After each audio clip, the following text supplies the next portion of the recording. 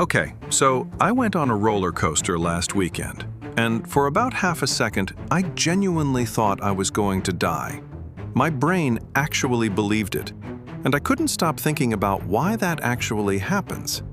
So I looked it up, and honestly, the answer changed how I think about my own body. Because what's happening inside you on a roller coaster is not simple.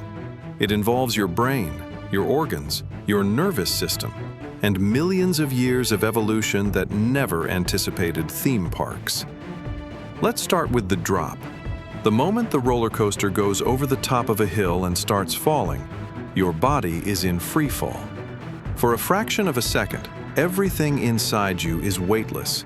Your organs, your stomach, your intestines, they're all floating inside you, not attached to anything that's keeping them in place, just floating. And your brain notices this immediately, because your brain has sensors everywhere, in your inner ear, in your muscles, in your organs, all constantly sending signals about where your body is in space. And when free fall happens, those signals go haywire. Your inner ear says you're falling. Your eyes say you're moving forward. Your stomach says everything is floating.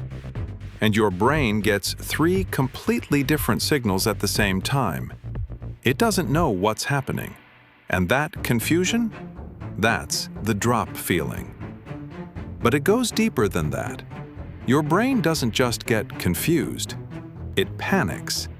Because in the entire history of human evolution, the only time your body went into free fall was when you were falling from something. A tree, a cliff, a dangerous height. And falling from a dangerous height usually meant one thing. You were about to die. So your brain does what it was designed to do. It hits the emergency button.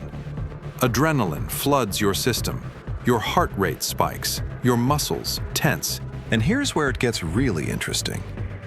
Your brain redirects blood away from your digestive system. Because digestion is not a priority when you're falling to your death, running is a priority. Fighting is a priority. So blood rushes away from your stomach and intestines and toward your muscles and vital organs. And when that happens, your stomach muscles contract. They spasm, they lurch. And here's the part that nobody ever tells you about. That lurch, combined with the weightlessness of free fall, creates that unmistakable sensation, your stomach dropping. It's not your stomach actually moving, it's your stomach losing its blood supply for a split second, while simultaneously being weightless inside your body. Two things happening at exactly the same time, creating one of the most distinctive feelings in human experience. But here's what really got me. Your brain cannot tell the difference between a roller coaster and actually falling to your death. The signals are identical. The response is identical. Every single time you go over that drop, your brain genuinely thinks you might be dying and fires every emergency system it has. Adrenaline, heart rate spike, blood rushing everywhere, the full panic package, in about half a second. And then your conscious brain catches up. It looks around, sees the safety harness, sees the track, realizes you're not actually dying, and sends the all-clear signal. And that shift, from your brain thinking you're dying to realizing you're completely fine, in less than a second, is what creates the thrill, the rush, the high. That feeling that makes people queue for 2 hours to do it again. But not everyone feels the thrill the same way. And this is the part that science finds really fascinating. Some people feel the drop and experience pure joy. Others feel the exact same drop and experience pure terror. Same roller coaster, same physics, same free fall. Completely different emotional experience. And the difference comes down to one thing: how your brain interprets the threat. People who love roller coasters have brains that quickly recognize this is controlled danger. I am safe. This is exciting. People who hate roller coasters have brains that stay in emergency mode longer.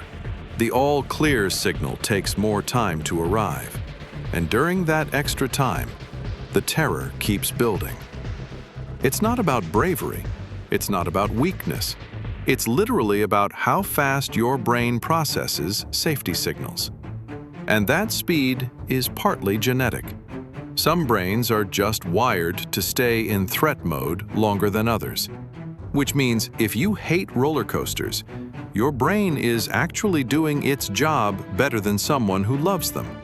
It's being more cautious, more careful, more protective. Your ancient survival brain is just a little too good at its job. But here's what nobody talks about. Research shows that people who love roller coasters have higher tolerance for uncertainty in real life. They perform better under pressure. They make faster decisions in stressful situations. They recover from setbacks more quickly. Because their brain has been trained over and over to move from panic to calm in less than a second. That's not just a fun hobby, that's a skill. Every time you go over that drop and come out the other side smiling, your brain gets a little bit better at handling real danger, real stress, real uncertainty. You've been training your nervous system without even knowing it. And it's not just roller coasters. Every speed bump, every turbulence, every missed step on the stairs in the dark, your brain hits the same button every single time. And here's the final thing that broke my brain about all of this. Roller coasters were invented in the 1800s. Your brain's fear response to freefall has existed for millions of years. And in all that time, your brain has never updated its software. It still treats every drop the same way, every single time. No matter how many times you've ridden the same coaster, no matter how many times you've survived, your brain hits the emergency button every single time. Because in the history of human evolution, surviving a fall once didn't mean the next fall was safe. So your brain never learned to relax. And honestly, that's the whole point of a roller coaster.